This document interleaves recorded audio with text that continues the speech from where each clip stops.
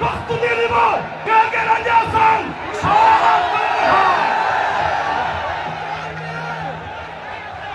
বসো বসো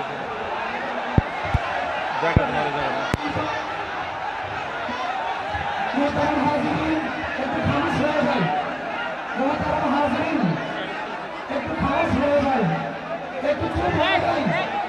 একটু শান্ত হই একটু শান্ত হই সামনে যাও বাড়ায় যাও তুমি বসো না তুমি বারবার দাঁড়াতে থাকো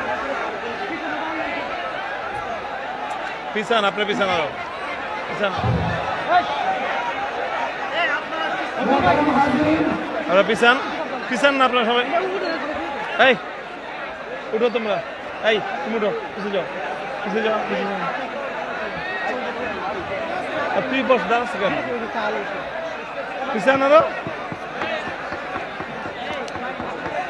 আরে ভাই বলতেছি আপনার পিছন না কেন একদম এখান থেকে পুরাই পিছন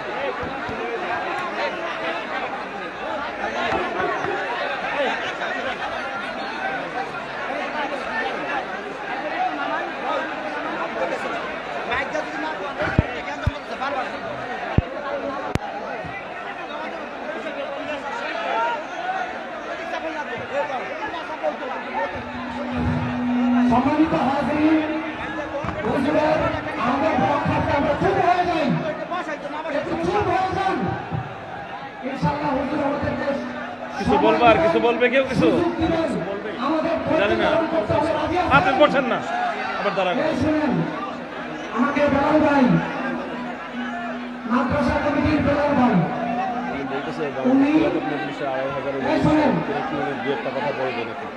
আমি যে উদ্দেশ্য নিয়ে দাঁড়াইছি আজকে হুজুরের অনুমতিতেই আমি 3-4টা কথা বলবো তারপর আমি জানি হুজুরের উপস্থিতিতে আমি যত ভালো করেই কথাগুলো বলি একটা কথাও ভালো আপনাদের লাগবে না কিন্তু সংগঠনের কল্যাণার্থে আমি 3-4টা কথা বলবো একটু মনোযোগ সহকারে শুনেন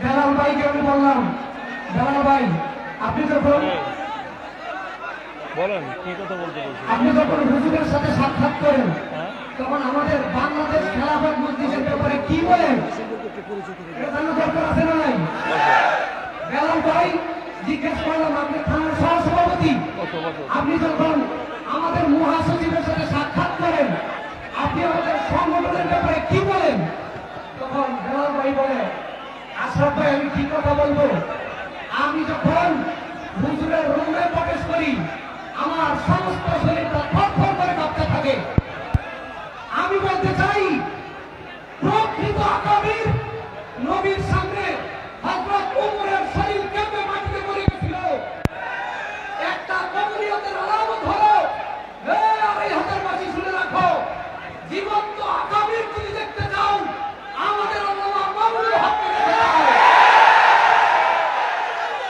আল্লামা মামুনুল হক যখন শরীয়তের গালে আঘাত করে তখন তিনি ফেরাউনের বিরুদ্ধে মূসা আলাইহিস সালামের ভূমিকা অবতীর্ণ হয় মামুনুল হক যখন তাওহীদের কথা বলেন তখন তিনি আবু যর গিফারির ভূমিকা অবতীর্ণ করেন আর এই হাজারবাসী এমন মহামূল্যবান সম্পদকে হারানো চলবে না আমাদের মার্কা রিক্সা আমাদের মার্কা কি বলেন আমাদের মার্কা কি বলেন রিক্সা মার্কার সাথে আছেন তো আপনারা বাংলাদেশ খেলাফত মজলিসের আমরা তো দায়িত্বশীল ২,৫০০ থানার সেক্রেটারি আমার দায়িত্ব আমার রিক্সা মার্কাকে কিভাবে এদেশের সংসদে বসানো যায় এই জন্য আপনাদের সহযোগিতা দরকার আপনারা আল্লামা মামুনুল হকের বাংলাদেশ দেখতে চান না সেকুলারদের বাংলাদেশ দেখতে চান বলেন এই জন্য আমি উদাহরণ আহ্বান জানাবো আপনাদের কাছে বাংলাদেশ খেলাফত মজলিস এমন একটা মাধ্যম প্রতিষ্ঠান যেখানে কাজ করলে দিনের ভিতরে প্রশান্তি পাওয়া যায় এই জন্য আপনাদের কাছে আমাদের দাওয়াত থাকবে আমাদের নেতা কর্মী এখানে আছেন কথা বলার সুযোগ নেই আপনারা বাংলাদেশ খেলাফত মজলিসের সাথে যুক্ত হবেন ইনশাআল্লাহ আমার তৌফিক ইল্লাহ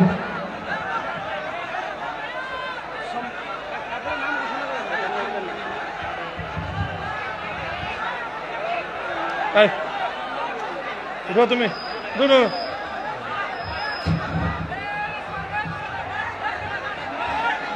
সম্মানিত হাজিরিন, আমরা একটু খামোশ হয়ে যাই। ভাই এত কথা বলছেন নাম কিছু না করেন। সম্মানিত হাজিরিন, এ পর্যায়ে আপনাদের সম্মুখে কোরআন ও হাদিসের আলোকে গুরুত্বপূর্ণ আলোচনা পেশ করছেন আজকের বিশাল সম্মেলনের প্রধান মেহমান শাইখুল হাদিস আল্লামা আজিজুল হক রহমাতুল্লাহি আলাইহির সুযোগ্য সাহেব যারা অন্যায় ও বাতিলের বিরুদ্ধে বলিষ্ঠ কণ্ঠস্বর আল্লামা মামুনুল হক দামাত বারাকাতুহুল্লাহ আলিয়া। মামুনুল হক দামাত বারাকাতুহুল্লাহ আলিয়া।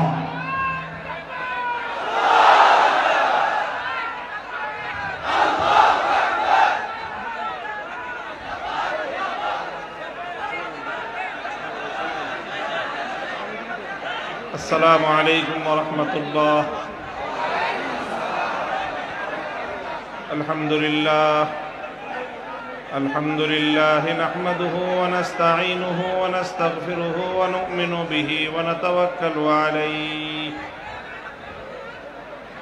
ونشهد أن لا إله إلا الله وحده لا شريك له ونشهد أن سيدنا ومولانا محمدا عبده ورسوله صلى الله تعالى عليه وعلى آله وأصحابه وبارك وسلم تسليما كثيرا. أما بعد فأعوذ بالله من الشيطان الرجيم. بسم الله الرحمن الرحيم. لقد تاب الله على النبي والمهاجرين والأنصار الذين اتبعوه في ساعة العسرة من بعد ما كاد يزيغ قلوب فريق منهم ثم تاب عليهم إنه بهم رؤوف رحيم.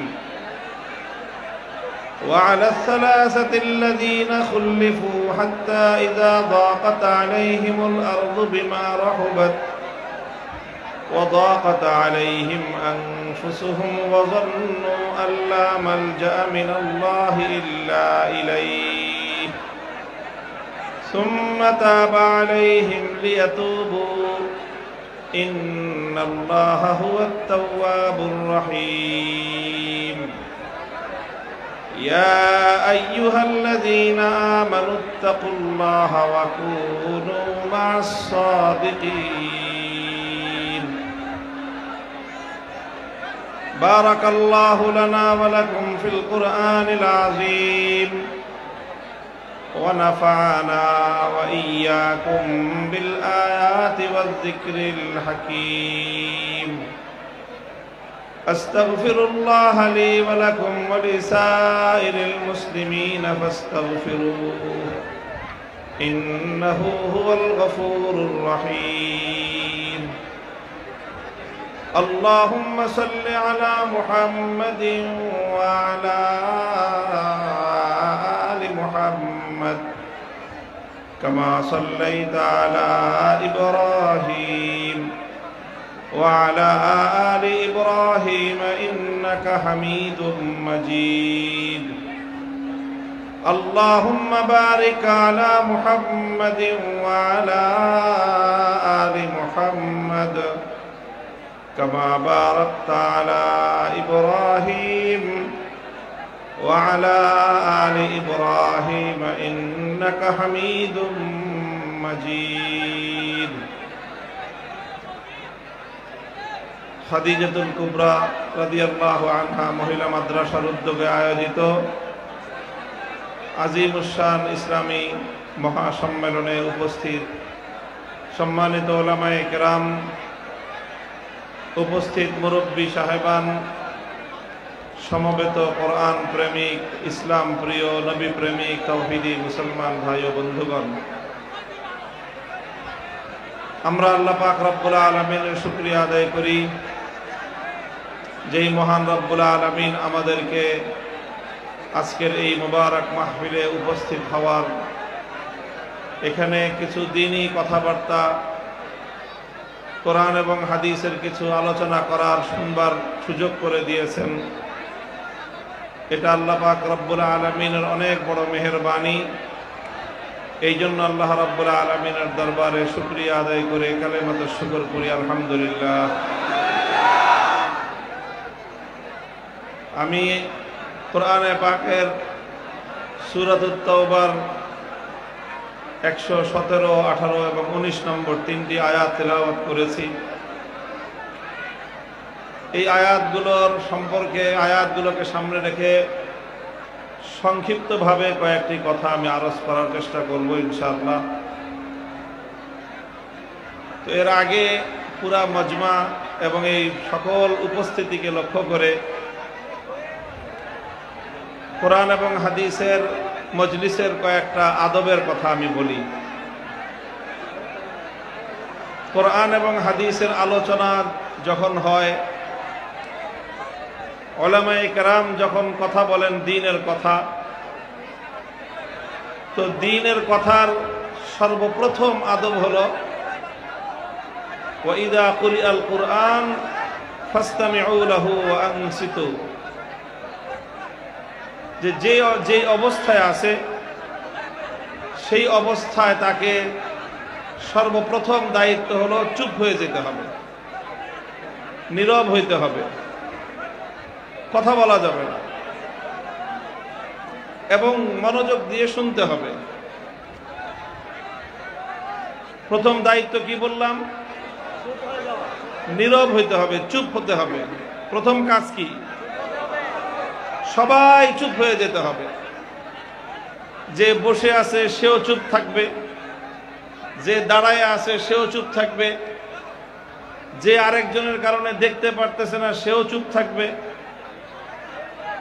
যে দেখতে পারতেছে সেও চুপ থাকবে, যে আরেকজনের চাপায় পড়ে চ্যাপ্টা হয়ে যেতেছে সেও চুপ থাকবে। যদি এই নীরব আর চুপ না থাকেন তাহলে মজলিসের আদব রক্ষা হবে না। আমি তো এই যে অনেক দিন ধরে বিভিন্ন প্রোগ্রামে যাচ্ছি, মাহফিলগুলোতে যেতেছি, তো দেখবেন, লক্ষ্য করে আপনারা, এখন তো সবই সামাজিক যোগাযোগ মাধ্যমে দেখা যায়, আমি যাচ্ছি খুব একটা হুড়াহুড়ি হয়। এই যে আপনাদের এখানেও একটু কম হয়েছে, কিন্তু হুড়াহুড়ি হয়। হুড়াহুড়ি করে অল্প কয়েকটা মানুষ, এই 15-20 জন। এই 15-20 জন মানুষ প্রত্যেককে ধাক্কাইতে থাকে। প্রত্যেকের অবস্থা হয় এরকম যে সে মনে করে যে সেই শুধুমাত্র ভলেন্টিয়ার, কাজে বাকি 19 জনকে সে ধাক্কায় সরায় দিবে। এই 20টা লোকের প্রত্যেকটা লোক চেষ্টা করতে থাকে যে বাকি 19 জনকে ধাক্কায় সরায় দিবে। তো এরা নিজেরাই এই 20 জন লোক আমাকে কেন্দ্র করে চারপাশ দিয়ে ধাক্কাধাক্কি করতে থাকে। একজন ধাক্কা দিয়ে আরেকজনকে সরায়, আরেকজন পিছন দিক থেকে তাকে ধাক্কা দিয়ে সরায়, তারপরে আরেকজন এসে তারে ধাক্কা দিয়ে সরায়। যারে প্রথম ধাক্কা দিয়ে সরাইছিল সে আবার পিছন দিক দিয়ে এসে আবার ধাক্কায়। এই চলতে থাকে তামাশা। এই যে এখন আপনাদের এখানে মজমা যেটা চলতেছে সেটা হলো কিছু মানুষ খুব ইখলাসের সাথে চিৎকার করতেছে। এই যে আমি যে কথা বলতেছি, আমার কোনো কথা শোনার সময় তাদের নাই। তাদের চেষ্টা একটাই, এই যে এদিক তাকান, আপনার কথা বলতে দায়িত্ব দিছি আমি। হ্যাঁ, এই আপনার মতো যে মানুষগুলো এখানে আছে এরাই চিৎকার করতেছে। চিৎকার করে কারা? যারা বলে এই অন্য সবাই চুপ থাকেন, সে সবাই চুপ থাকতে বলে, সে কি আসলে নিজে চুপ থাকলো? সে যে প্রথমে অন্যদেরকে বলল চুপ করেন, এটাই হলো সে সর্বপ্রথম ভুল করলো। আচ্ছা বলেন তো, একটা ভুল একটা বিষয়কে শুদ্ধ করতে পারে না আর একটা নতুন ভুলের জন্ম দিতে পারে?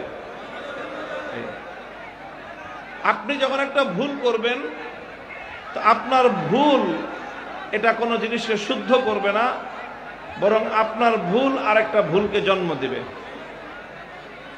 এই জন্য শরীয়তের মাসআলা আছে, যখন জুমার নামাজের খুতবা শুরু হয়, কোন নামাজের? ইজা খরাজাল ইমাম ফালা সালাতা ওয়ালা কালাম।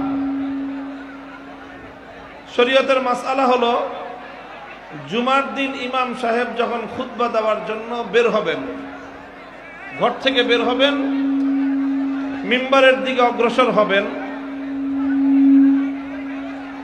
ইমাম ঘর থেকে বের হওয়ার সাথে সাথে তখন সকল মুসল্লিদের জন্য কথা বলা হারাম।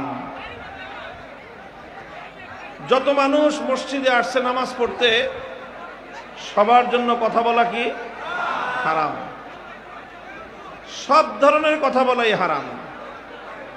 এমনকি আল্লাহর জিকির করাও তখন নিষেধ, তসবিহ পড়াও নিষেধ। এমনকি হাদিসের মধ্যে এসেছে, কেউ যদি আরেকজনকে বলে আনসিত, এই ভাই আপনি চুপ করেন তো, তাহলে যেই লোকটা আরেকজনকে বলল চুপ করেন, সেই লোকটাও সীমা লঙ্ঘনকারী এবং তার জুমার নামাজও নষ্ট হয়ে গেল। আপনি যদি নামাজে দাঁড়ান, নামাজে দাঁড়ানো অবস্থায় আপনি যদি আরেকজনকে বলেন যে ভাই এই মেশরে দাঁড়ান, আপনার নামাজ হবে? আপনার নামাজের সামনে দিয়ে আরেকজন মানুষ হেঁটে যাচ্ছে, আপনি যদি নামাজের মধ্যে তাকে বলেন এই হেঁটে যাও কেন, আপনার নামাজ হবে? তো নামাজের মধ্যে যেরকম এই কথা বলা যায় না যে সরে দাঁড়াও, নামাজের মধ্যে যদি সামনে দিয়ে কেউ উল্টাপাল্টা করে তাহলে তাকে এই কথা বলা যায় না ভাই চুপ থাকেন, বলা যায়? মনে করেন আপনি ইমামের পিছনে নামাজ পড়তেছেন, ইমাম তেলাওয়াত করতেছেন, আপনি তেলাওয়াত শুনতেছেন, কিন্তু পাশে আরেকটা লোক চিৎকার করতেছে, তার চিৎকারের কারণে আপনি ইমামের নামাজের তেলাওয়াত শুনতে পাচ্ছেন না। এখন আপনি কি ওই লোকটাকে বলবেন ভাই চুপ করেন? যদি আপনি নামাজের মধ্যে ওই লোকটাকে বলেন যে ভাই চুপ করেন, তেলাওয়াত শুনতে পাচ্ছি না, এই কথা বলার পর আর নামাজ থাকবে আপনার? তো আপনি আরেকজনকে দাওয়াত দিতে গিয়ে আপনি তো আপনার নিজের নামাজটাই নষ্ট করে ফেললেন। এই ভাই, এই যে ভলেন্টিয়ার, আপনারা এই সব সমস্যার মূল উৎস। আপনি সরেন এখান থেকে। ভাই যে যে অবস্থায় আছেন, কাউকে নতুন করে বসাইতে যাবেন না, কাউকে দাঁড় করাতে যাবেন না। আল্লাহর ওয়াস্তে আপনারা আজকে একটা পণ করেন যে আমার কথার জবাবে কেউ ঠিক বলবেন না, আমার কথার জবাবে কেউ ঠিক বলবেন না। বুঝতে পারছেন?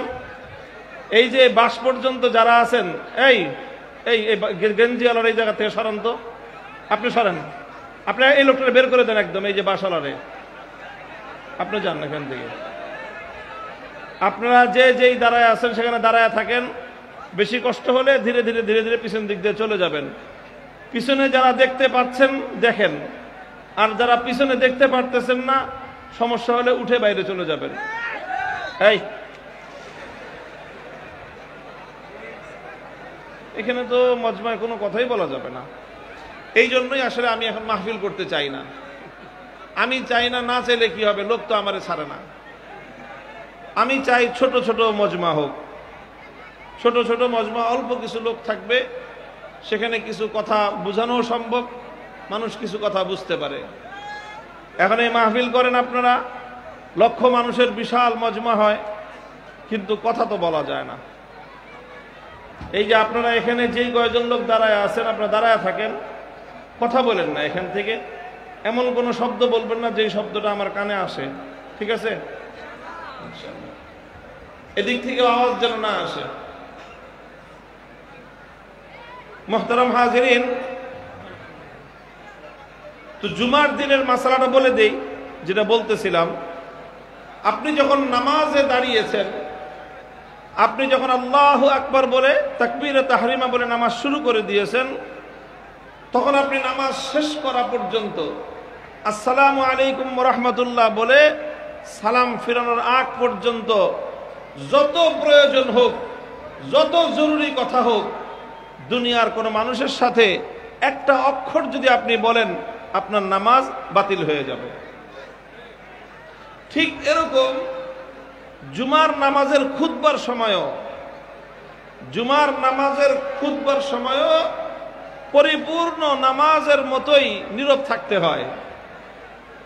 অনেক মানুষ দেখা যায় ইমাম জুমার খুতবা দিচ্ছেন আর উনি মোবাইল দিয়ে ভিডিও করতেছেন, আছে না নাই?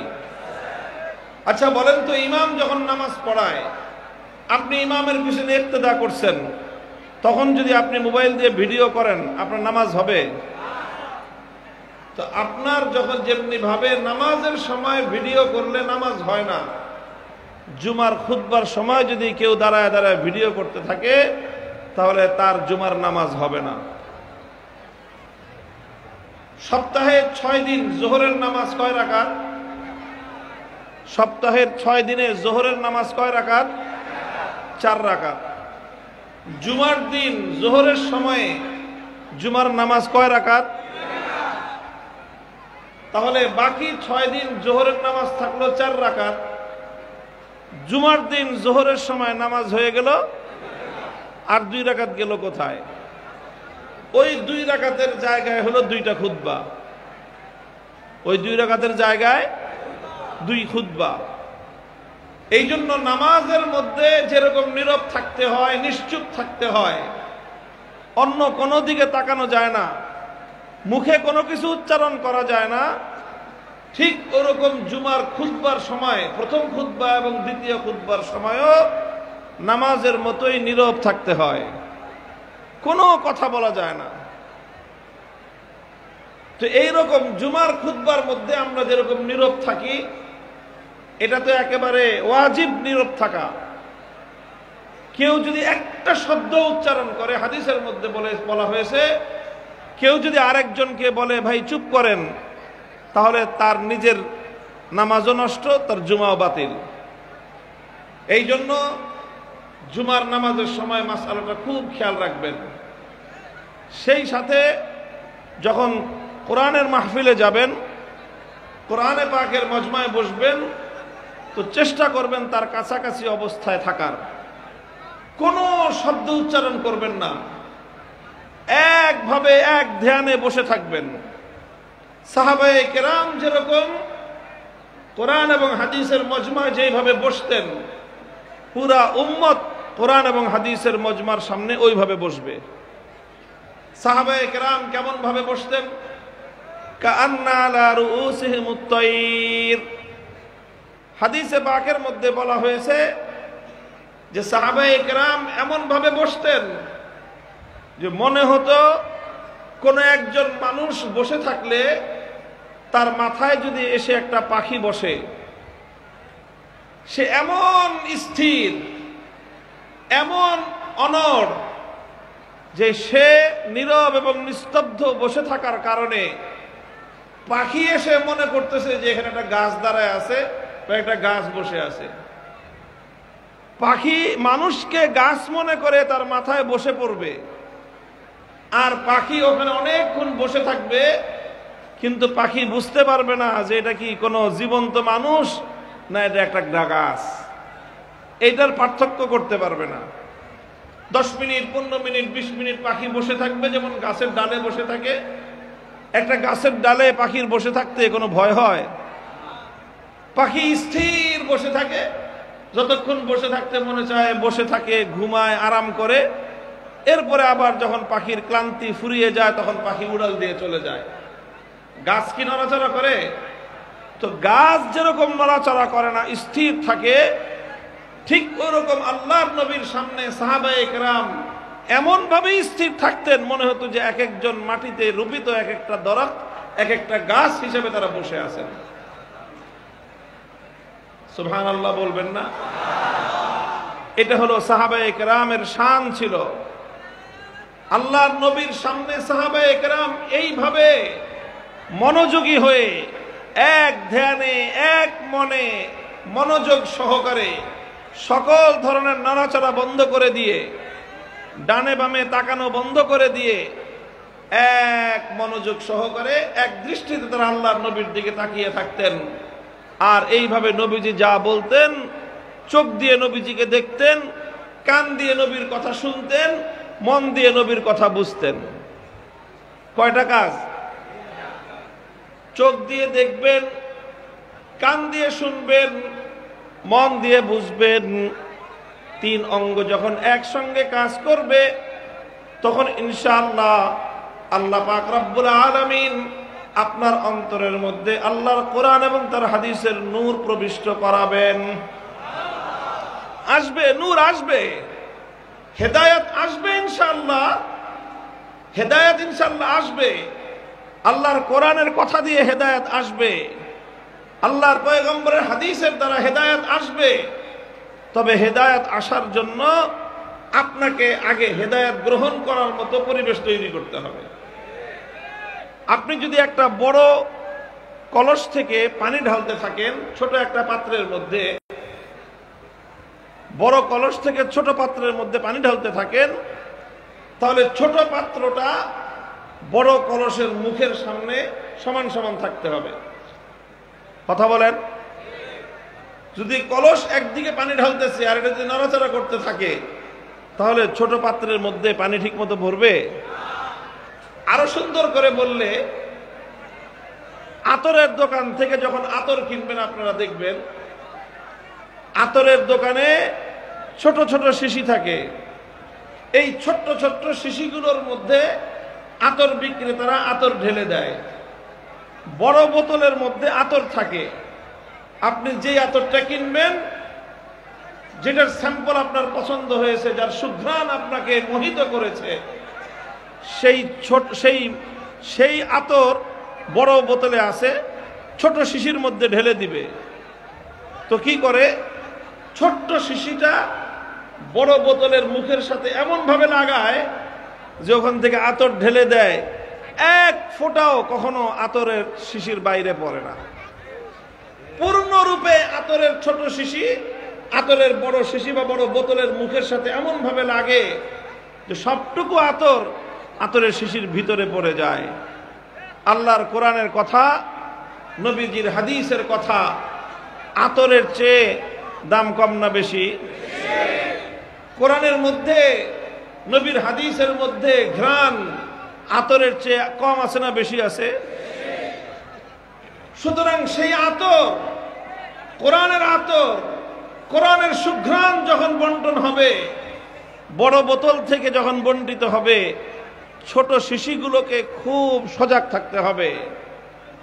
3 অঙ্গ দিয়ে যদি আপনি কোরআন হাদিসের মজমা বসেন, কোরআনের কথা, কোরআনের আলোচনা, দ্বীনের আলোচনা আপনাকে একসঙ্গে 3টা অঙ্গ ব্যবহার করে শুনতে হবে।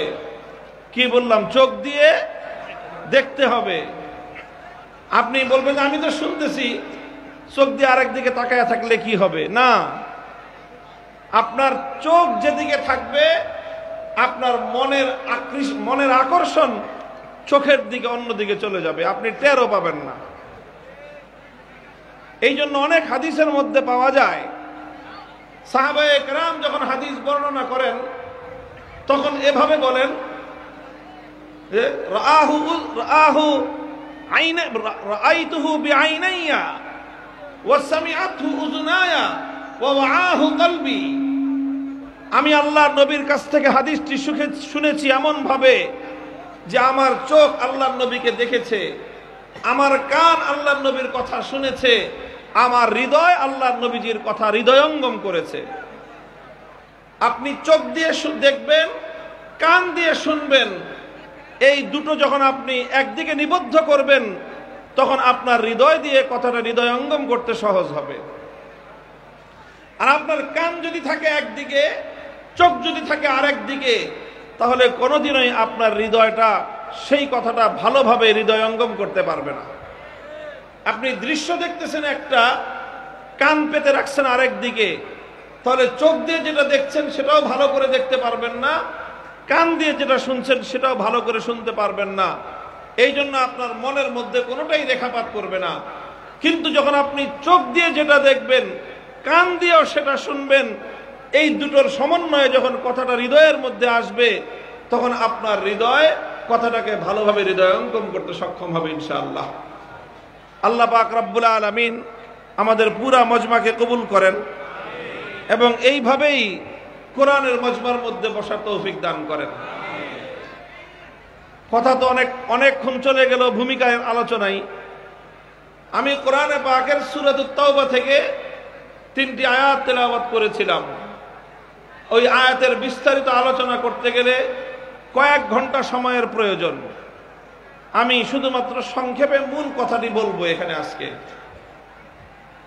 এই 3টি আয়াতের মধ্যে, আমার আয়াত তেলাওয়াতকৃত 3টি আয়াতের মধ্যে আল্লাহ পাক রব্বুল আলামিন আল্লাহ নবীজির যে জীবদ্দশায় সংগঠিত একটি ঐতিহাসিক ঘটনার উদ্ধৃতি, একটি ঐতিহাসিক ঘটনার আলোকপাত করেছেন। নবীজির জীবনে তিনি তার জীবনটা, নবুয়তের 23 বছরের জীবন মৌলিকভাবে 2 ভাগে বিভক্ত। একটা অংশকে বলা হয় মক্কি জীবন, হিজরতের আগ পর্যন্ত 13 বছর। জীবনের দ্বিতীয় অধ্যায় হলো হিজরতের পরের 10 বছর। এই 10 বছরে আল্লাহর নবীর সবচেয়ে গুরুত্বপূর্ণ ঘটনা হলো এই 10টা বছরে আল্লাহর নবী প্রায় 100 জিহাদ পরিচালনা করেছেন। 100 জিহাদের মধ্যে 27টি জিহাদে আল্লাহর নবী সশরীরে অংশগ্রহণ করেছেন। এই 27টি জিহাদের মধ্যে 9টি জিহাদের মধ্যে সরাসরি শত্রুদের সাথে তীর এবং তরবারির দ্বারা মুখোমুখি সংঘাত হয়েছে। আর বাকি 18টির মধ্যে সংঘাত হয় নাই। নবীজি জিহাদে গিয়েছেন, শত্রুরা অন্যদিকে চলে গেছে, মুখোমুখি হয়নি। কিন্তু 9টি জিহাদের মধ্যে সরাসরি লড়াই আর সংঘাত হয়েছে।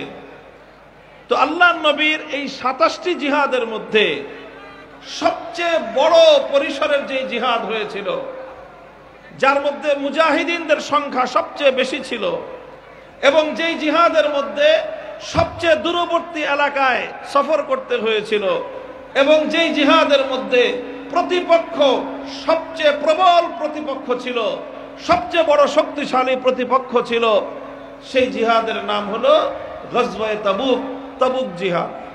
কি বললাম? তাবুক জিহাদ। এটা 9ম হিজরিতে একেবারে আল্লাহর নবীর জীবনের অন্তিম সময়ে এই জিহাদটা সংগঠিত হয়েছে। এই জিহাদের মধ্যে আল্লাহর নবীর পক্ষ থেকে একটা অর্ডার ছিল যে সকল সক্ষম পুরুষ যারা রয়েছে তাদের জন্য এই জিহাদে অংশগ্রহণ করা বাধ্যতামূলক।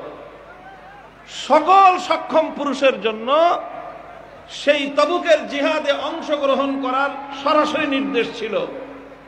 তাবুক জিহাদের আগে আল্লাহর নবী আর কোন জিহাদে এইভাবে সকল সক্ষম পুরুষের জন্য জিহাদকে বাধ্যতামূলক করে নির্দেশ জারি করেছেন এমন বর্ণনা আমরা পাই না।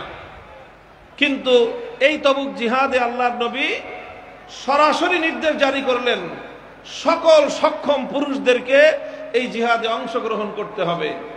কারণ এই জিহাদটা ছিল তৎকালীন সময়ের সুপার পাওয়ার পারস্য সাম্রাজ্যের বিরুদ্ধে।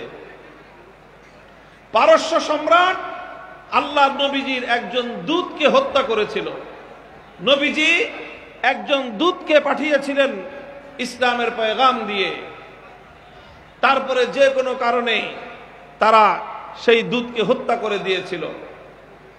আরো কিছু ঘটনার কারণে তারা মদিনার উপর আক্রমণ করার একটা প্রস্তুতি নিচ্ছিল।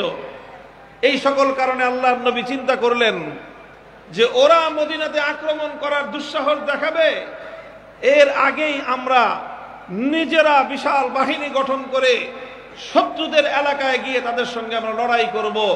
বীরত্বপূর্ণ জিহাদ পরিচালনা করার জন্য আমার নবী তাবুক জিহাদ পরিচালনা করেছিলেন। আমার নবী ছিলেন এই পৃথিবীর ইতিহাসের সবচেয়ে বেশি সংগ্রামী এবং সবচেয়ে বেশি সাহসী বীর পুরুষ। আমার নবীর যেরকম বৈশিষ্ট্য ছিল, তিনি ছিলেন রহমতের নবী, রহমতুল লিল আলামিন। তিনি যেমন ছিলেন নবিয়ুর রাহমা, আমার নবী রহমতের নবী হওয়ার পাশাপাশি নবীজির আরেকটা গুণবাচক নাম হলো নবিয়ুল মালহামা, তিনি হলেন যুদ্ধের নবী। আল্লাহর নবী ছিলেন পৃথিবীর ইতিহাসের সবচেয়ে বীর পুরুষ। বীরত্ব আল্লাহর নবীর মধ্যে আল্লাহ পাক রব্বুল আলামিন এই পরিমাণ দান করেছিলেন যে ভয় কি জিনিস, দুনিয়ার কোন মাখলুকের প্রতি আমার নবীজির হৃদয়ে এক চুল পরিমাণ কোন ভয় ভীতি ছিল না। বিশাল বাহিনী গঠন করলেন, তবুক জিহাদের জন্য রওনা করলেন। ঐতিহাসিকদের বর্ণনা মতে 30,000 বাহিনী ছিল, 30,000-এর বিশাল মুসলিম বাহিনী। কোন কোন বর্ণনা মতে তবুক জিহাদের মধ্যে মুসলমানদের সৈনিকদের সংখ্যা ছিল 70,000। আরো বেশি বর্ণনাও রয়েছে। সবচেয়ে কম সংখ্যক যেই বর্ণনাটা, ঐতিহাসিক যেই বর্ণনার মধ্যে তবুক জিহাদে মুজাহিদিনদের সংখ্যা সবচেয়ে কম বলা হয়েছে, সেই কমের বর্ণনা অনুযায়ী মুজাহিদিনদের সংখ্যা ছিল 30,000। রাসূল আকরাম সাল্লাল্লাহু আলাইহি ওয়াসাল্লাম সফর করেছেন, 1 মাস সফর করে মদিনা থেকে তবুকের মধ্যে সেই তবুক পর্যন্ত গিয়েছেন, সেখানে অবস্থান করেছেন, আবার সেখান থেকে ফিরে এসেছেন মদিনা পর্যন্ত। 2 মাসের দীর্ঘ সফর। 30,000 কমপক্ষে মুজাহিদিনের জামাত নিয়ে নবিউল মালহামা, যোদ্ধা নবী, সংগ্রামী নবী মুহাম্মদ আরবি সাল্লাল্লাহু আলাইহি ওয়াসাল্লাম জিহাদের সফর করেছেন। এই জিহাদে যেহেতু নির্দেশ ছিল যে সকলের জন্য অংশগ্রহণ করা বাধ্যতামূলক, এই জন্য সকল মুসলমান সক্ষম সবল পুরুষরা যে করেই হোক তারা এই যুদ্ধে অংশগ্রহণ করেছে। যুদ্ধে অংশগ্রহণ করে নাই যারা, তারা ছিল অধিকাংশই মুনাফিক, ধোঁকাবাজ, প্রতারক। তারা নানা রকম অজুহাত তৈরি করে, নানা রকম ছলচাতুরির আশ্রয় নিয়ে, মিথ্যা অজুহাত তৈরি করে তারা জিহাদে অংশগ্রহণ করে নাই।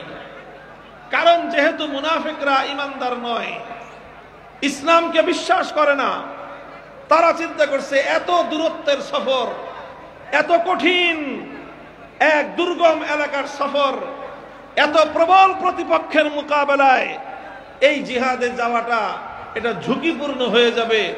এই জন্য তারা নানা কৌশলের আশ্রয় নিয়ে জিহাদে অংশগ্রহণ থেকে তারা বিরত ছিল।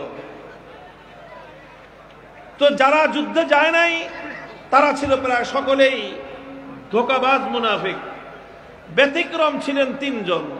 কয়জন? 3 জন সাহাবী। তারা মুনাফিক ছিলেন না, তারা ভেজাল মুসলমান ছিলেন না, তারা ছিলেন পিওর মুসলমান।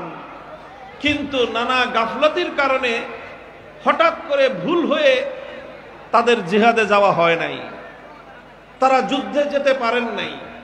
তারা এরকম যাব করতে করতে তারা পিছনে পড়ে গেছেন, কাফেলা চলে গেছে অনেক দূরে, তাদের পক্ষে আর জিহাদে যে অংশগ্রহণ করা সম্ভব হয়নি।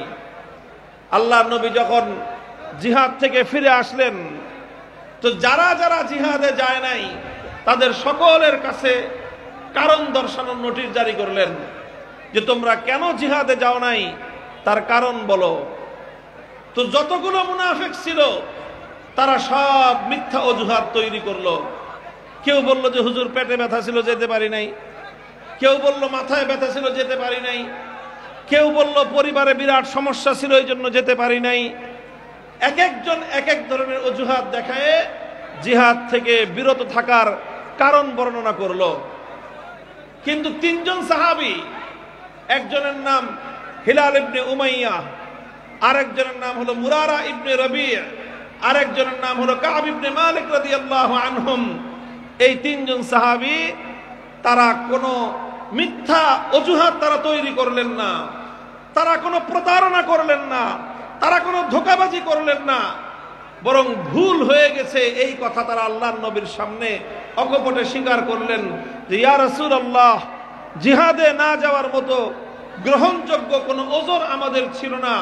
শুধুমাত্র আমরা খামখেয়ালিকার কারণে, গাফলতির কারণে আমরা জিহাদে যেতে পারি নাই, আমাদের ভুল হয়ে গেছে। তো এই তিনজনের মধ্যে দুজন ছিলেন একটু বেশি বয়স্ক প্রবীণ, আরেকজন ছিলেন তাগড়া যুবক। যিনি অপেক্ষাকৃত যুবক ছিলেন তার নাম হলো কাব ইবনে মালিক। বুখারী শরীফের মধ্যে সুদীর্ঘ হাদিস, 3 পৃষ্ঠাব্যাপী একটা হাদিস বর্ণিত হয়েছে কাব ইবনে মালিক রাদিয়াল্লাহু তাআলা আনহু থেকে। কাব ইবনে মালিক রাদিয়াল্লাহু আনহু আল্লাহর নবীর সামনে অনেক ধরনের অজুহাত বলার জন্য অনেক বক্তব্য তৈরি করেছিলেন, অনেক কথা তৈরি করেছিলেন যে নবীজির সামনে গিয়ে এই অজুহাত তিনি বলবেন। কিন্তু তিনি যখন আল্লাহর নবীর সামনে গিয়েছেন তখন তার অন্তর তাকে সাক্ষী দিল যে হে কাব, তুমি যদি আজকে মিথ্যা ওজর দেখিয়ে আল্লাহর নবীকে ধোঁকা দাও, নবীজি হয়তো আলিমুল গায়েব না হওয়ার কারণে তোমার মিথ্যাটা এই মুহূর্তে ধরতে পারবেন না, কিন্তু মনে রেখো আল্লাহ কিন্তু আলিমুল গায়েব। তুমি যে মিথ্যা অজুহাত আল্লাহর নবীর সামনে বর্ণনা করবে সেটা শুধু আল্লাহর নবী শুনবেন তাই নয়, বরং সেটা আল্লাহও শুনবেন। আর আল্লাহ যখন শুনবেন আর আল্লাহ যখন বুঝবেন যে তুমি এটা মিথ্যা বলেছো, আল্লাহ পাক যে কোনো সময় এটা নবীজিকে জানায় দিবেন যে কাব ইবনে মালিক কিন্তু মিথ্যা বলেছে। সুতরাং তখন তুমি আল্লাহর কাছেও ধরা খাবা, আল্লাহর নবীর কাছেও ধরা খাবা। তখন তোমার কিন্তু আর মুখ দেখানোর কোনো উপায় থাকবে না। কাজেই তুমি এক কাজ করো, সত্যটা বলে দাও, যা হবার হবে। সত্যের মাধ্যমেই মুমিনের মুক্তি পাবে, মিথ্যার আশ্রয়ের মাধ্যমে মুমিন কোনোদিন পরিত্রাণ পাবে না। কাব ইবনে মালিক রাদিয়াল্লাহু তাআলা আনহু আল্লাহর নবীর সামনে গিয়ে বিবেকের তাড়নায় যতগুলো মিথ্যা অজুহাত তিনি তৈরি করেছিলেন, কোনো মিথ্যা অজুহাত তিনি বর্ণনা করলেন না, বরং আল্লাহর নবীর সামনে গিয়ে অকপটে তিনি সত্য কথা বলে দিলেন। বললেন, ইয়া রাসূলুল্লাহ, আপনি যখন যুদ্ধে যাওয়ার আহ্বান জানিয়েছেন আমার কোনো ওজর ছিল না, আমি সুস্থ ছিলাম, সবল ছিলাম, আমার আর্থিক সঙ্গতি ছিল, যুদ্ধ থেকে বিরত থাকার কোনোই কারণ আমার ছিল না। শুধুমাত্র গাফলতির কারণে আমি পিছনে পড়ে গিয়েছি। পিছনে পড়তে এতটাই পিছনে আমি পড়ে গিয়েছি যে জিহাদের কাফেলা, মুজাহিদিনদের কাফেলা এত দূর চলে গিয়েছে যে আর তাদেরকে গিয়ে আমি ধরতে পারবো না। শুধুমাত্র আমার মনের গাফলতির কারণে এই জিহাদ থেকে আমি পশ্চাৎপদ থেকেছি, আমি পিছনে পড়ে গিয়েছি, আমি জিহাদে অংশগ্রহণ করতে পারি নাই। হযরত কাব ইবনে মালিক রাদিয়াল্লাহু আনহু মিথ্যা অজুহাত তৈরি করে গিয়েও নবীর সামনে বসে মিথ্যা কথা বলতে পারলেন না, বরং তার বিবেক তাকে বাধা দিল। বলল যে তুমি এখন যদি মিথ্যা কথা বলো তাহলে তুমি আল্লাহর নবীর কাছে এবং আল্লাহর কাছে মিথ্যাবাদী বলে চিহ্নিত হয়ে যাবা। আর যদি তুমি সত্য কথা বলো, নবীজি সাময়িক রাগ করতে পারেন, নবীজি অল্প সময়ের জন্য তোমার বিরুদ্ধে ক্ষুব্ধ হতে পারেন, কিন্তু তুমি যদি সত্য কথা বলো তাহলে সত্যের মধ্যে একটা বরকত রয়েছে, সত্যের মধ্যে একটা বরকত রয়েছে। সত্যের ওই বরকতে ইনশাআল্লাহ আল্লাহ পাক রব্বুল আলামিন তোমাকে ক্ষমা করে দিবেন। আর আল্লাহ যখন তোমাকে ক্ষমা করবেন, আল্লাহর নবীকেও আল্লাহ পাক রব্বুল আলামিন তোমার প্রতি সন্তুষ্ট করে তুলবেন। এই কথা মনে করে কাব ইবনে মালিক রাদিয়াল্লাহু আনহু নিজের মনে মনে বানানো মিথ্যা সকল ওজরগুলোকে তিনি চেপে গেলেন, সত্য কথাটা অকপরে স্বীকার করে ফেললেন। তো 3 জন লোক পাওয়া গেল যারা কোনো ওজর ছাড়া যুদ্ধে যায় নাই। আল্লাহর নবী তখন বললেন, তোমরা 3 জন, এই 3 জন হেলাল ইবনে উমাইয়া, মুরারা ইবনে রবি আর কাব ইবনে মালিক, তোমরা যেহেতু কোনো কারণ ছাড়া জিহাদে যাও নাই, সুতরাং তোমাদের জন্য এখন একটা শাস্তি হবে। শাস্তি হবে তোমাদের, পানিশমেন্ট। কি পানিশমেন্ট? যে তোমাদের সঙ্গে কথাবার্তা বন্ধ, বয়কট করা হবে তোমাদের 3 জনকে। কোন মুসলমান এই 3 জনের সঙ্গে কথা বলা নিষেধ। আল্লাহর নবীজি নিষেধ করে দিলেন, 3 জনের সঙ্গে কথা বলা নিষেধ হয়ে গেল। কয়েকদিন পরে আল্লাহর নবী তাদের প্রত্যেকের ঘরে তাদের বিবিদের কাছে খবর পাঠালেন যে তোমরা স্ত্রীরাও এখন তোমাদের 3 জন স্বামীর সাথে কথা বলতে পারবে না, তার সঙ্গে থাকতে পারবে না। স্ত্রীরা বললেন যে ইয়া রাসূলুল্লাহ কি করব তাহলে আমরা? বললেন যে তোমরা তাদের থেকে আলাদা থাকো, বাপের বাড়িতে গিয়ে থাকো, কিন্তু আল্লাহর পক্ষ থেকে ফয়সালা আসার আগ পর্যন্ত তোমরা তাদের সঙ্গে মেলামেশা করতে পারবে না। স্ত্রীরা আল্লাহর হুকুমকে প্রাধান্য দিলেন, আল্লাহর নবীর নির্দেশকে মেনে নিলেন। তারা আল্লাহর নবীর নির্দেশ মেনে স্বামী সংসর্গ ত্যাগ করলেন এবং তারা 3 জন একা হয়ে গেলেন, কারোর সাথে কোনো কথা নাই।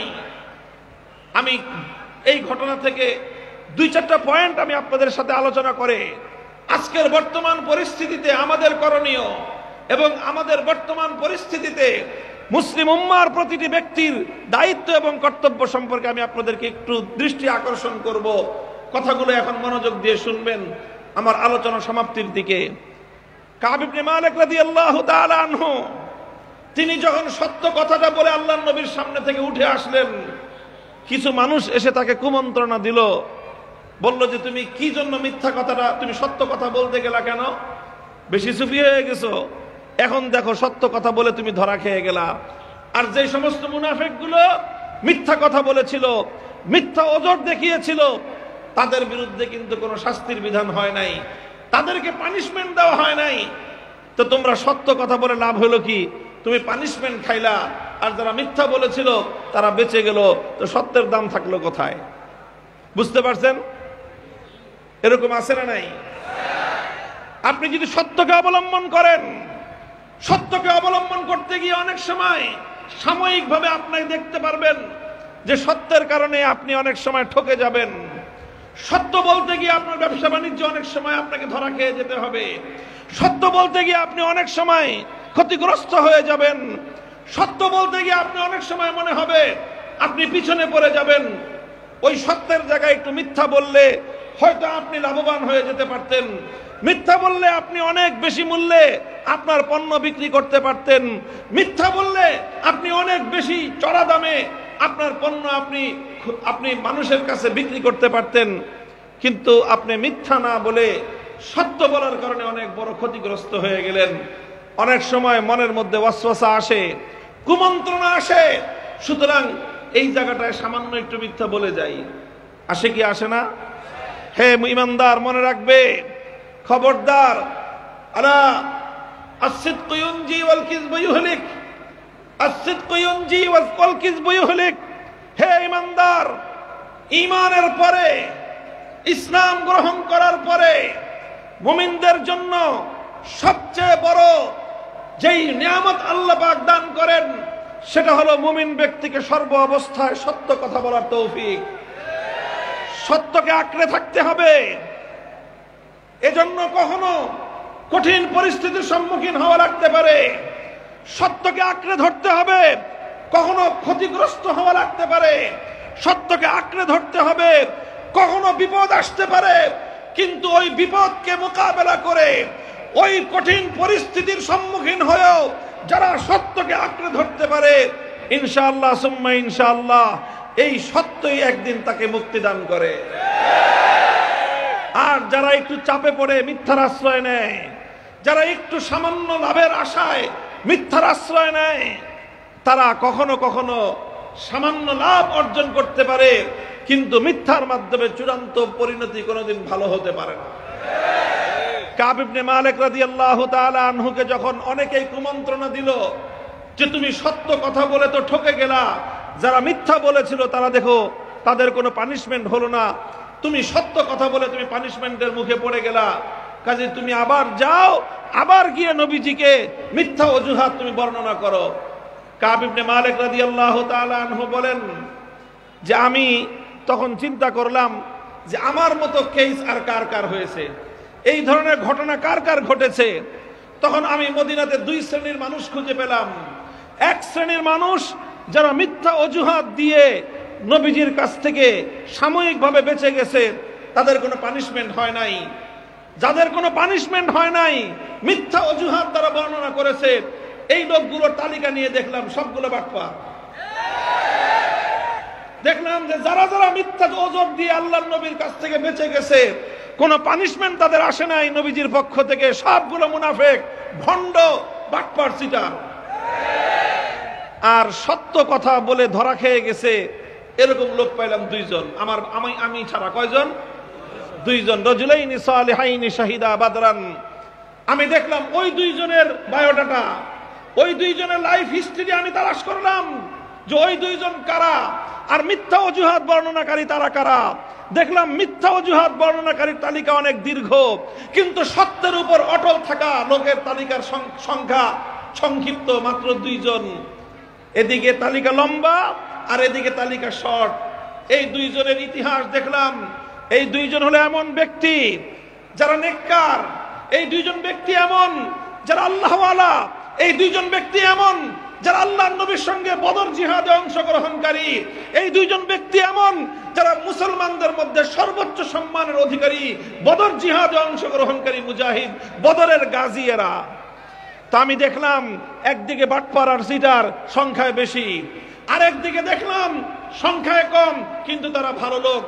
তখন আমার হৃদয়ে আমাকে সাক্ষী দিল যে কাব সংখ্যায় যত বেশি হোক, যতই চটকদার বক্তব্য হোক, যতই চমকপ্রদ তাদের বক্তব্য হোক, তাদের যতই সুন্দর মুখরোচক তাদের বক্তব্য হোক, তুমি খেয়াল করে দেখো সবগুলো সিটার আর বাটপার। আর অপর দিকে লোক সংখ্যায় দুজন হতে পারে, তারা সত্য কথা বলে সততার পরিচয় দিয়ে চালাকি করতে পারে নাই, তারা চালাকি করতে পারে নাই, তারা সত্য পথে থেকে সত্য কথা বলে তারা বিপদে পড়ে গেছে। তো আমি সিদ্ধান্ত নিলাম যা করে আল্লাহ, সিটারদের সাথে নাই, ভালো লোকদের সাথে আছি। আমি সিটারদের সাথে নাই, ভালো লোকদের সাথে আছি। আমি সিদ্ধান্ত নিয়ে ফাইনাল করলাম, যা আছে কপালে, যা বলছি সত্য কথা নবীজিকে বলে দিছি, আমি আর নবীর সামনে মিথ্যা কোনো কথা বলবো না। বাস এই তিনজন তারা একজোট হয়ে গেলেন, তিনজন, আর অপর দিকে সমস্ত মুনাফিক। এরপরে এইভাবে 50টা দিন কাটলো। কয়দিন? এই 50 দিন নানা রকম পরীক্ষার মধ্যে দিয়ে কাটলো। এক কাব ইবনে মালিক রাদিয়াল্লাহু আনহু বলেন, একদিন আমি মদিনার বাজার দিয়ে ঘুরতেছিলাম, দেখি একজন সেই ইউরোপিয়ান লোক, একজন ইউরোপিয়ান ব্যবসায়ী মদিনার বাজারে আসছে ব্যবসা করতে, কোন একটা পণ্য বিক্রি করতে। সে আমার নাম ধরে খুঁজতেছে যে মালিকের ছেলে কাবকে, কাবকে। তো লোকজন দেখায় দিছে ওই যে কাব ঘুরতেছে। তখন সেই ইউরোপিয়ান ব্যবসায়ী আমাকে ডাকলো একান্তে গোপনে, ডেকে বলে যে তোমার কাছে একটা জরুরি চিঠি আছে।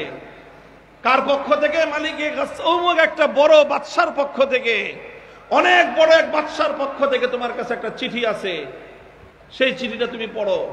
কাব ইবনে মালিক বলেন যে আমি চিঠিটা নিলাম, চিঠিটা নিয়ে এক জায়গায় গিয়ে আমি চিঠিটা পড়লাম। চিঠিটার বিষয়বস্তু ছিল একজন বড় বাদশা, এক কাফের, এক বেঈমান বাদশা আমাকে অনেক পাম দিতেছে, আমাকে অনেক প্রশংসা করতেছে, বলতেছে কাব ইবনে মালিক তোমাকে তো আল্লাহ পাক রব্বুল আলামিন অনেক সম্মান দিয়েছেন, অনেক যোগ্যতা দিয়েছেন, অনেক মর্যাদা দিয়েছেন, কিন্তু তুমি যেই নবীর সামনে আসো আমরা জানতে পেরেছি সেই নবী তোমার মূল্যায়ন করতেছে না। ইলহাক বিনা নুয়াসিকা, আমি তোমাকে প্রস্তাব করতেছি তুমি তোমার সেই নবীকে ছেড়ে আমার কাছে চলে আসো, আমি তোমাকে মূল্যায়ন করব, অনেক বড় পদ দিব। খুব খেয়াল করে শুনেন, কাব ইবনে মালিক আল্লাহর নবীর পক্ষ থেকে তার উপর চলতেছে পানিশমেন্ট, তার উপরে কি চলতেছে? পানিশমেন্ট চলতেছে। তার সঙ্গে গোটা মদিনার কেউ কথা বলে না, সবার জন্য কথা বলা নিষেধ, বাড়ি ঘরে বাপ মা ভাই বোনের কথা বলা নিষেধ, সর্বশেষ স্ত্রীর জন্য তার সঙ্গে কথা বলা নিষেধ।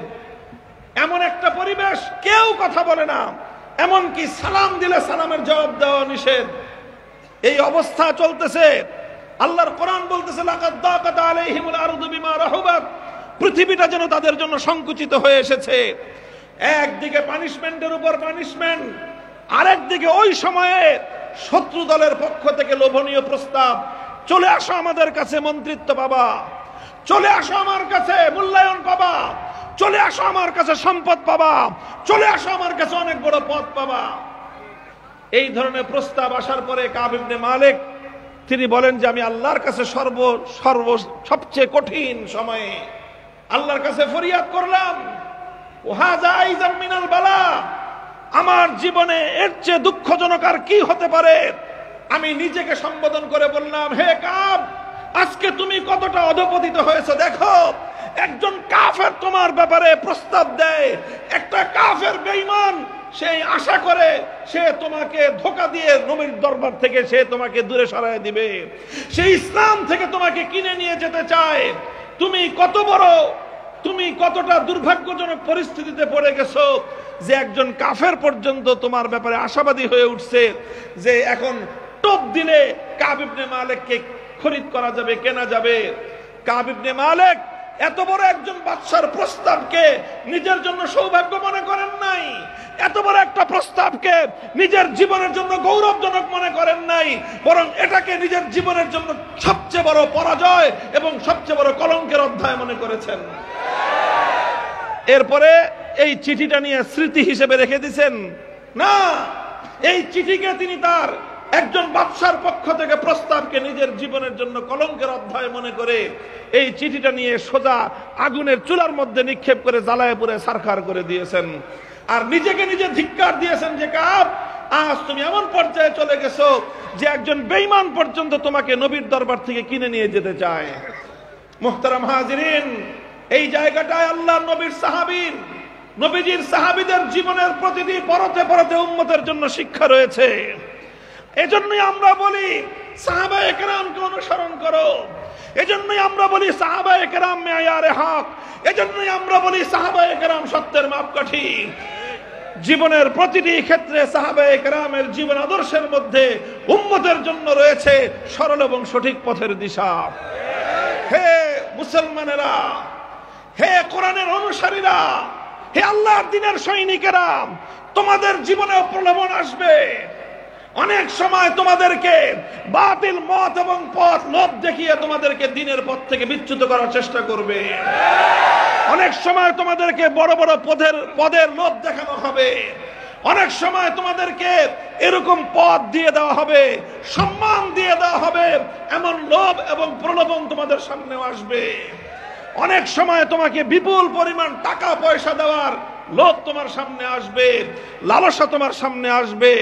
কিন্তু তুমি যদি সত্যিকার ইমানদার হয়ে থাকো, তুমি যদি সচ্চা ইমানদার হয়ে থাকো, মুয়াহিদ চেবার পায়ে রেজি জারাস চেফুলা দে হিন্দি নেহি বরসরাস উম্মীদো হারাসস নবাশত জিকাস হামি নস্তে বুনিয়াদ তাওহীদ বাস। সত্যিকার একত্ববাদী ইমানদারের ঈমান তো এমন হয়, তার গর্দানের উপর তরবারি ধারণ করলেও সে কোনোদিন সত্যকে ছেড়ে দেয় না। তার বুকের উপর রিভলভার থেকে, পিস্তল থেকে তাকে হকের ঝান্ডা, হকের পথ থেকে বিচ্যুত হওয়ার ভীতি প্রদর্শন করলে হাসি মুখে মৃত্যুকে আলিঙ্গন করতে প্রস্তুত হয়, বাতিলের সামনে মাথা নোয়াতে চায়।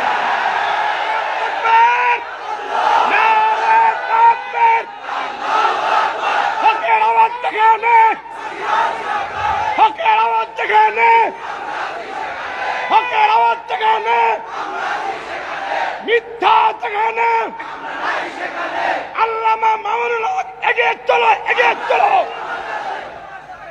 মুহতারাম হাজিরিন, হযরত কাব ইবনে মালিক রাদিয়াল্লাহু তাআলা আনহুর এই ঘটনা থেকে আমি আমার জীবনের সবচেয়ে কঠিন সময়ে, আমি আমার জীবনের কঠিনতম দিনগুলোতে অনেক বড় একটা প্রেরণা পেয়েছি।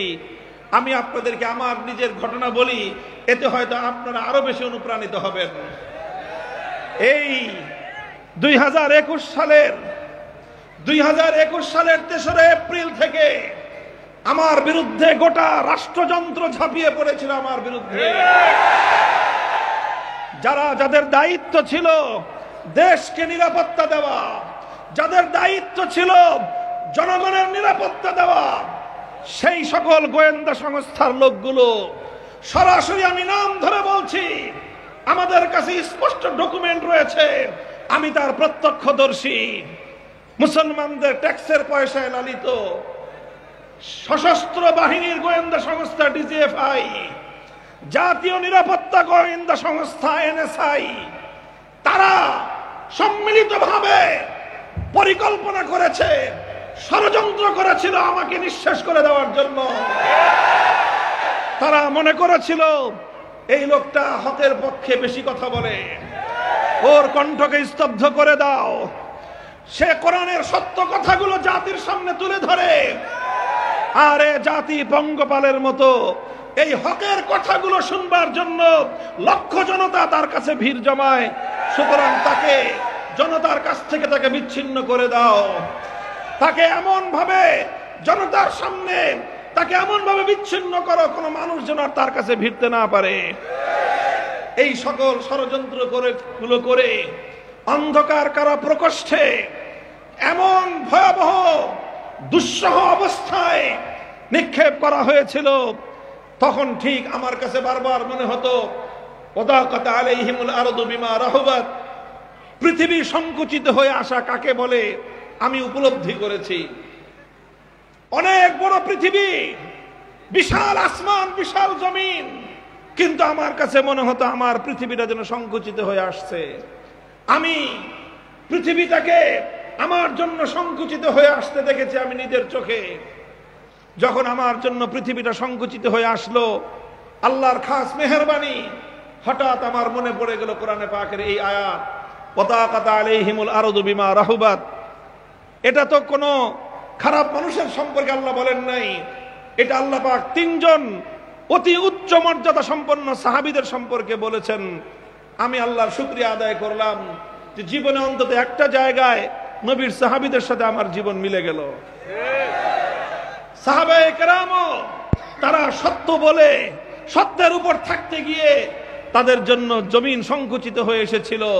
যে কোনো ভাবে আমিও হকের কথা বলতে গিয়ে বাতিলের পক্ষ থেকে জমিনটাকে আমার জন্য সংকুচিত করে ফেলা হয়েছে। আমি আল্লাহ শুকরিয়া আদায় করলাম।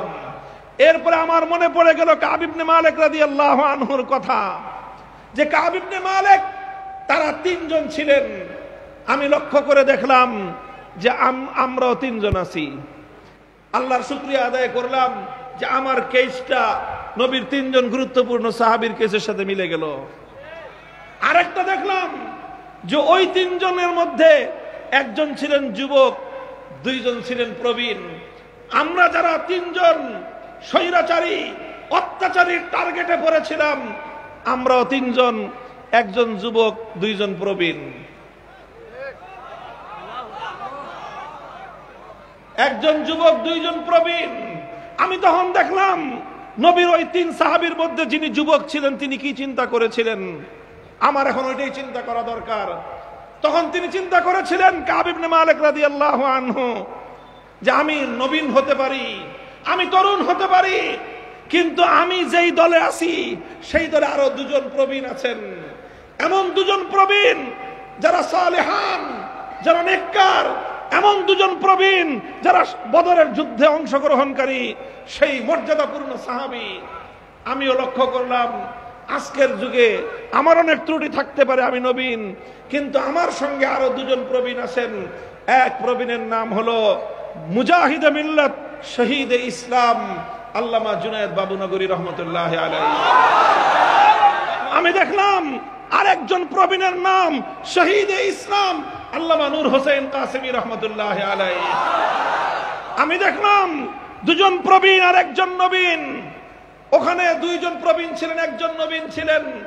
আমি কাব ইবনে মালিক রাদিয়াল্লাহু তাআলা আনহুর জায়গায় নিজেকে আবিষ্কার করলাম, আল্লাহর শুকরিয়া আদায় করলাম। সেখানে দুইজন প্রবীণকে তারা ছিলেন। আর আমাদের কেস স্টাডিতে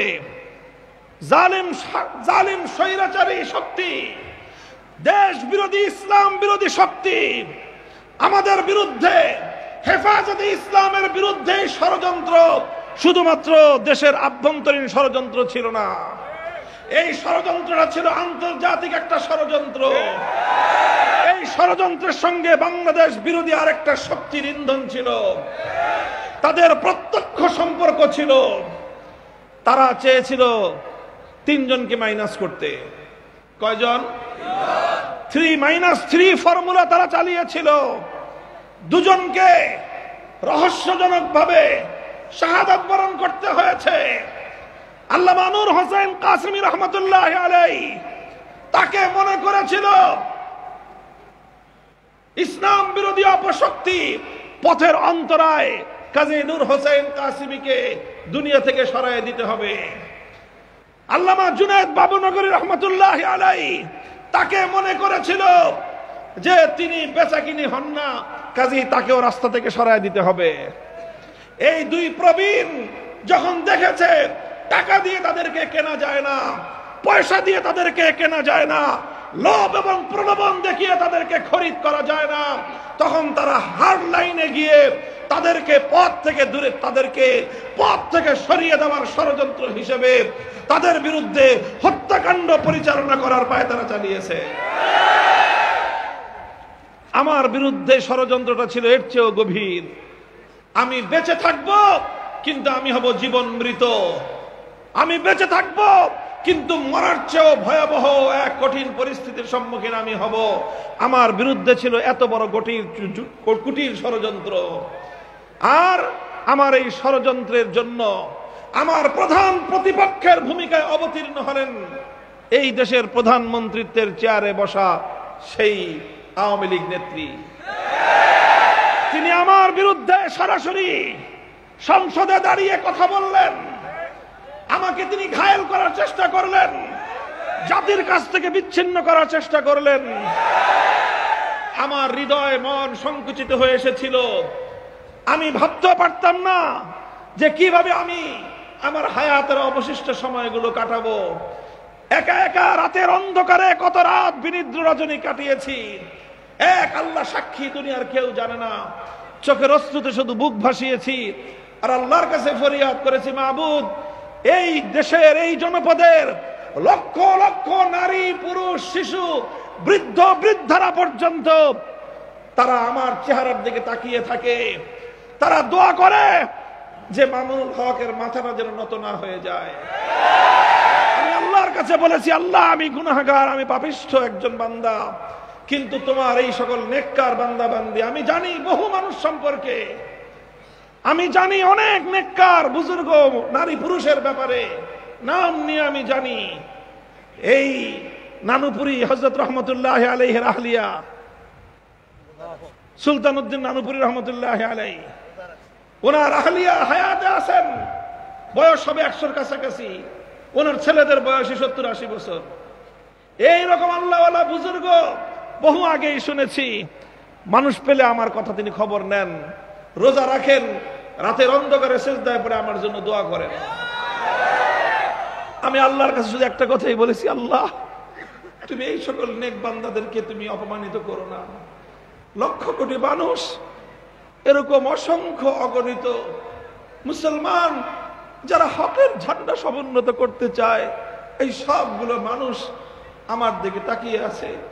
আল্লাহ, আজকে যদি আমি এই অন্যায়ের সামনে পরাস্ত হয়ে যাই, এই মিথ্যাচারের সামনে যদি আমি পরাভূত হয়ে যাই, এই জনপদের লক্ষ কোটি মুসলমানদের হৃদয় ভেঙ্গে চুরমার হয়ে যাবে। আমি আমার কথা বলার সাহস পাইনি আল্লাহর কাছে। আমি বলেছি আল্লাহর কাছে, আল্লাহ, এই সকল সাধারণ ইমানদার মুমিন মুসলমান অসংখ্য মানুষ বাইতুল্লাহ শরীফের গিলাফ ধরে আমার জন্য কান্নাকাটি করেছে, দোয়া করেছে। কত মানুষ আমার জন্য তাওয়াফ করে দোয়া করেছে, কত হাজার খতম কোরআন আমার জন্য মানুষ তেলাওয়াত করেছে, কত লক্ষ কোটি টাকার সাদাকা মানুষ আমার জন্য দিয়েছে। আমি জানি আমি কোনোদিন এগুলোর উপযুক্ত ছিলাম না। মানুষ শুধুমাত্র দ্বীনের মহব্বতে, দ্বীনের ভালোবাসায়, যখন আমি ভাস্কর্যের বিরুদ্ধে, মূর্তির বিরুদ্ধে কথা বলেছিলাম, অনেকেই নীরব হয়ে গেছে জীবন নিরাপত্তার কথা চিন্তা করে। আমি বলেছিলাম যে না, এখানে তাওহীদ এবং শিরকের প্রশ্ন, এখানে যদি আজকে আমি নীরব হয়ে যাই, দীর্ঘদিনের জন্য তাওহীদের ঝান্ডা ভুলুণ্ঠিত হয়ে যাবে। আমার একজনের জীবনের চেয়ে একত্ববাদের ঝান্ডার মূল্য অনেক বেশি।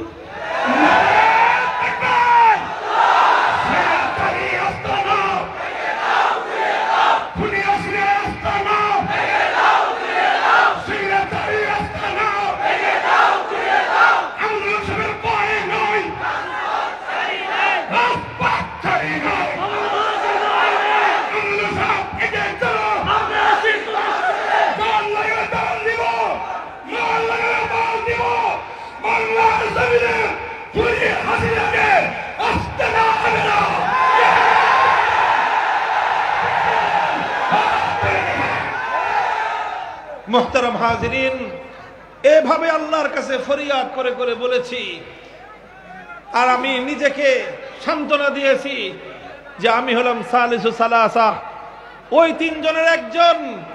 বাকি দুজন সম্পর্কে আমারও এরকম ধারণা যে তারা আল্লাহ পাকের মকবুল বান্দা। একজন মুজাহিদে মিল্লাত আল্লামা জুনায়েদ বাবু নগরী, আর একজন আল্লামা নূর হোসেন কাসেমি। যুগের দুজন আল্লাহওয়ালা, আল্লাহর মকবুল দুই বান্দার সাথে এই ইসলাম বিরোধী, দেশ বিরোধী এই কুচক্রী মহল আমাকে সংযুক্ত করে আমাদের তিনজনকে নিঃশেষ করার পায়তারা এবং ষড়যন্ত্র চালিয়েছিল। আলহামদুলিল্লাহ, কোরআনের আয়াত থেকে অনুপ্রেরণা পেয়েছি, হাদিসের পাতা থেকে আমি অনুপ্রেরণা পেয়েছি, সাহাবায়ে কেরামের জীবনের সঙ্গে জীবনের সামঞ্জস্য খুঁজে পেয়ে নিজেকে সৌভাগ্যবান মনে করেছি।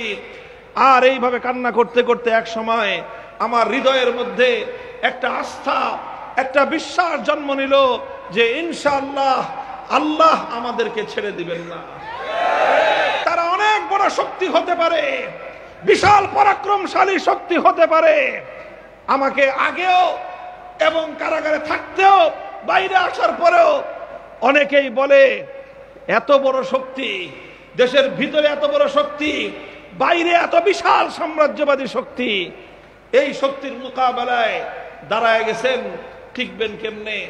আমার কাছে শুধু একটাই সান্ত্বনার বাণী মনে হয়েছে, যত বড় শক্তি জমিনের উপর থাকুক না কেন, আমাদেরকে যিনি আশ্রয় দিচ্ছেন, প্রোটেকশন দিচ্ছেন, তিনি তো আরশের মালিক।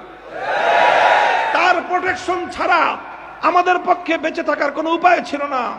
তার আশ্রয় প্রশ্রয় ছাড়া এই পরিস্থিতি থেকে বের হয়ে আসার কোনো সুযোগ ছিল না। একমাত্র তিনি খাস রহম করে, মেহেরবানি করে গোটা পরিস্থিতিকে এমন ভাবে তিনি উল্টায় দিয়েছেন, ফাতাহুমুল্লাহু মিন হাইসু লাম ইয়াহতাসিবু, যেটা কোনোদিন আমরা কল্পনাও করি নাই, আমরা কল্পনাও করতে পারি নাই।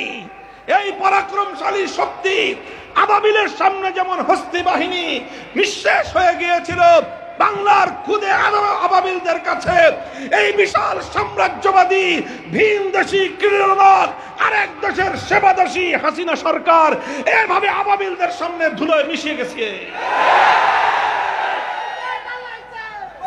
মুহতারাম হাজিরিন, আমি কথাগুলো আপনাদেরকে বললাম এই জন্য যে আমি আপনাদের যুগের মানুষ, সামান্য একটু হিম্মত করেছি, আর দেশের হাজার হাজার লক্ষ লক্ষ মানুষ তারা প্রাণ ভরে দোয়া করেছেন।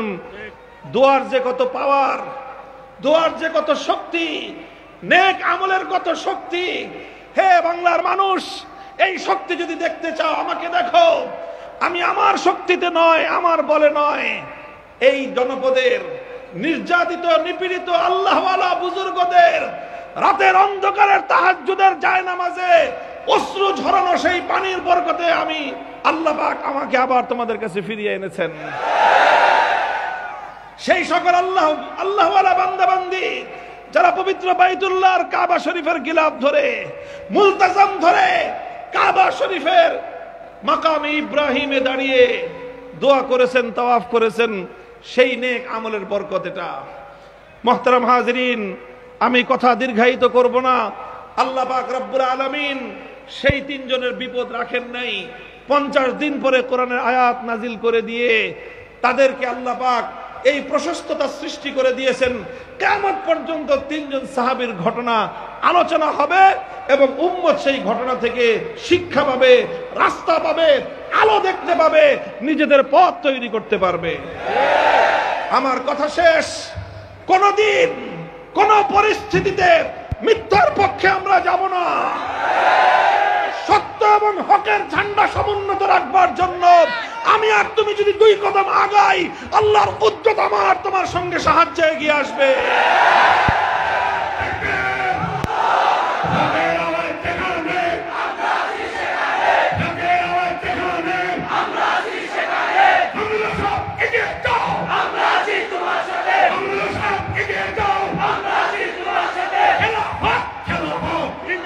ভাই, অনুকূল সময় এসেছে।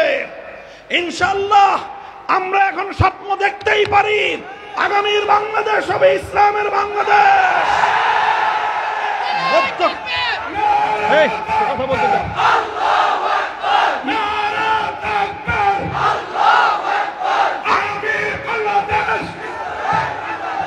এই ইসলামের বাংলাদেশ গড়বার পথে আমাদের পথে কেউ অন্তরায় হওয়ার চেষ্টা করবেন না। আমরা সকলকে আহ্বান জানাই, আসুন। অনেক দেখা হয়েছে, অনেক দেখেছেন সোভিয়েত ইউনিয়নের সমাজতন্ত্রের আপনারা সেই নীতি প্রয়োগ করেছেন, সাফল্য আসে নাই, বাকশাল এসেছে। আপনারা আমেরিকান গণতন্ত্র দিয়ে চেষ্টা করেছেন, আসে নাই সাফল্য। সোনার বাংলা পারে নাই, সবুজ বাংলা পারে নাই, নতুন বাংলা পারে নাই, ডিজিটাল বাংলা পারে নাই। এ মানবতার মুক্তি ইসলামের বাংলা পারবে।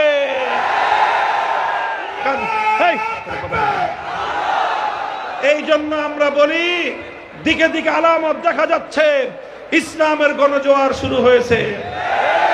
এই জন্য সবাই প্রস্তুতি গ্রহণ করুন ইসলামী বিপ্লবের জন্য। প্রস্তুত হয়ে যান। এই যে এখন ভালো সময় আছে, এখন সুদিন, এখন লক্ষ লক্ষ মানুষ আসবেন, দুর্দিনে সকলে ইন্দুরের গর্তে গিয়ে ঢুকবেন, তাহলে কিন্তু হবে না। সাহস করুন, হিম্মত করুন।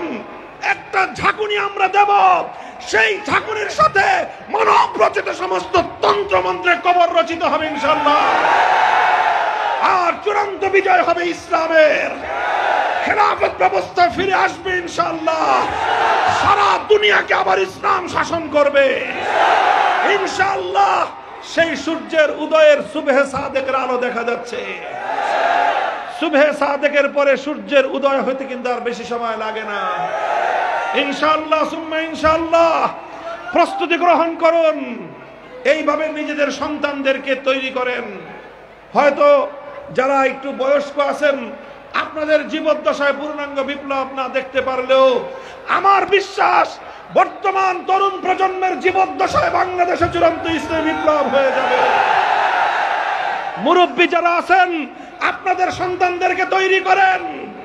জীবনের অনেক রং তামাশা করেছেন, এবার শুধুমাত্র আপনাদের তরুণ সন্তানদেরকে আল্লাহর দ্বীনের জন্য উদ্বুদ্ধ করেন, দ্বীনের জন্য ওয়াকফ করেন। হে তরুণ প্রজন্ম, আর হে বৃদ্ধ এবং প্রবীণ প্রজন্ম, প্রবীণদের কাছে আমার আহ্বান, আপনারা আপনাদের সন্তানদেরকে ইসলামের জন্য ওয়াকফ করবেন। আর তরুণদের কাছে আমার আহ্বান, নিজের জীবনটাকে আল্লাহর দ্বীনের জন্য ওয়াকফ করার শপথ নাও। আমরা একটা বিপ্লব করব, সে বিপ্লব হবে কোন তন্ত্রের বিপ্লব নয়, কোন মন্ত্রের বিপ্লব নয়, আল্লাহর জমিনে চূড়ান্ত ইসলাম কায়েমের বিপ্লব।